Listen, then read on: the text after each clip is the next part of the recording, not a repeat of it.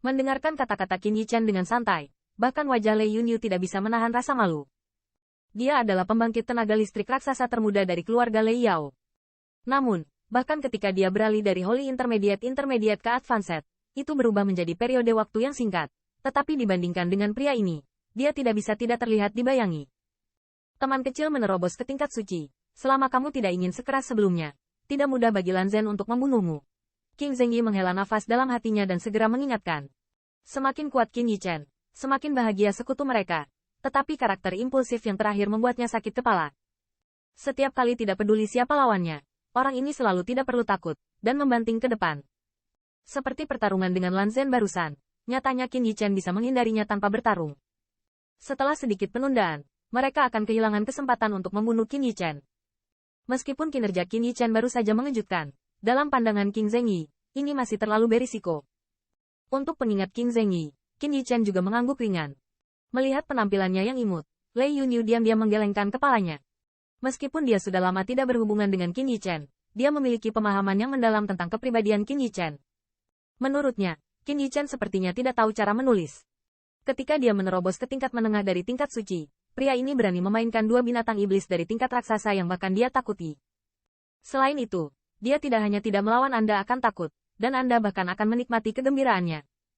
Satu-satunya hal yang dapat mencegahnya bertarung adalah pembangkit tenaga listrik teratas yang menyendiri dan terpencil. Ayo pergi, Lan Zhen, mereka sudah lewat, dan sudah terlambat. Segera, Qin Zengyi bergumam, dan kecepatannya juga meningkat tajam. Di istana kuno berikutnya, ternyata sangat sunyi. Tampaknya tidak ada organisasi formasi di istana kuno ini, dan orang-orang Qin Yichan III tidak terhalang di sepanjang jalan. Namun, Qin Yichan sangat menyadari bahwa masih ada fluktuasi halus di beberapa tempat gelap di kuil. Mungkin, tempat-tempat itu dulunya memiliki organisasi bentuk, tetapi di bawah erosi bertahun-tahun, mereka telah kehilangan kekuatan yang luar biasa. Berjalan seperti ini, 3 orang segera tiba di sebuah istana kuno yang megah. Gerbang istana kuno ini setinggi 10 zang. 3 orang berjalan perlahan ke dalamnya, dan mereka semua tidak bisa menahan perasaan kecil. Dan di ujung istana kuno ini, ada patung batu yang tinggi. Wajah patung batu itu telah terkikis oleh tahun-tahun yang agak kabur. Patung yang agak rusak ini seperti tempat tinggal dewa. Hanya berdiri di sini, tapi bisa tidak membantu tetapi menyebabkan hati orang menjadi takut. Ini harus menjadi patung besar dari 10.000 bui keluarga kekaisaran. Qin Yichan memandangi patung itu dengan rasa hormat, dan diam-diam menghela nafas di dalam hatinya. Patung itu sendiri setidaknya harus menjadi keberadaan yang dapat dibandingkan dengan leluhur keluarga kerajaan kekaisaran agung. Namun, dengan keberadaan seperti itu, ras di belakangnya belum dapat mewarisi selama 10.000 generasi. Dan bahkan bagaimana mereka dihancurkan, sejauh ini tidak ada berita yang keluar. Hasil ini benar-benar sedikit mendesah. Mereka ada di sana. Pada saat ini, lengan Qin Zengyi menunjuk langsung ke pintu kuil di belakang patung, dan suara kegembiraan terdengar. Mata Qin Yichan menyapu, dan melalui gerbang itu, dia samar-samar bisa melihat beberapa siluet yang kuat. Jelas, itu adalah puncak raksasa di depan mereka. Mereka semua berhenti di sana. Mereka pasti menemukan pohon roh, pergi. Qin Yichan berbisik dan melambaikan tangannya, dan tubuhnya ditembak dengan keras ke arah pintu istana. Qin Zengyi 2 poin lebih cepat darinya, dan berada di depannya. Lagi pula, dia tidak tahu situasi di luar pintu kuil. Jika situasinya tidak menguntungkan, jika Qin Yichan memimpin, kemungkinan besar akan dipukul atau bahkan dibunuh oleh raksasa puncak yang telah menyergap. Saat dia hendak mencapai gerbang kuil, Qin Yichan membuat jentikan dan berhenti tiba-tiba. Pada titik ini, sosoknya berada di sisi patung besar itu, dan dari posisi ini, dia bisa melihat bahwa patung itu memegang tangannya di belakangnya. Apa yang mengejutkan Qin Yichan adalah telapak tangan di jubah lengan tampaknya memiliki kilatan gelap dan berkilau.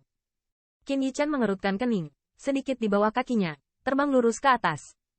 Setelah dia mendekat, dia menemukan bahwa telapak patung di lengan jubah itu tampak memiliki tanda misterius, dan di ibu jarinya, ada cincin gelap. Apa? Setelah berbisik, Qin Yichan mengulurkan tangan dan menyentuh cincin itu setelah telapak tangannya menyentuhnya. Dia menemukan bahwa cincin itu dapat dilepas dengan sedikit usaha. Qin teman kecil, cepatlah. Pada saat ini, di gerbang bawah, suara Qin Zengyi terdengar. Bahkan ada sedikit getar dalam suara itu. Mendengar ini, Qin Yichan langsung mengangkat cincin itu. Ketika dia baru saja melepaskan diri dari jarinya, cincin gelap itu dengan cepat menjadi lebih kecil, dan akhirnya jatuh ke tangan Qin Yichan seperti cincin besi hitam biasa.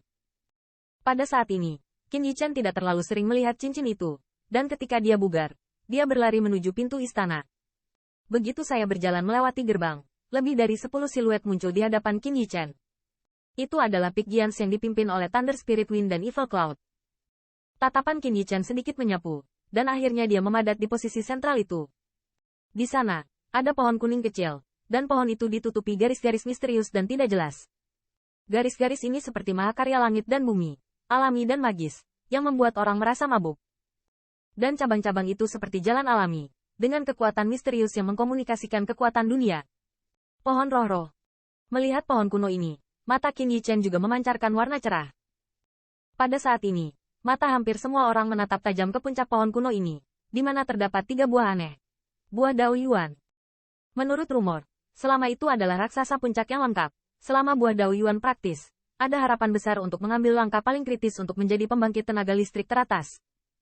Pohon peri pohon roh memiliki efek yang sangat besar pada ras puncak dan bahkan keluarga kekaisaran jahat besar.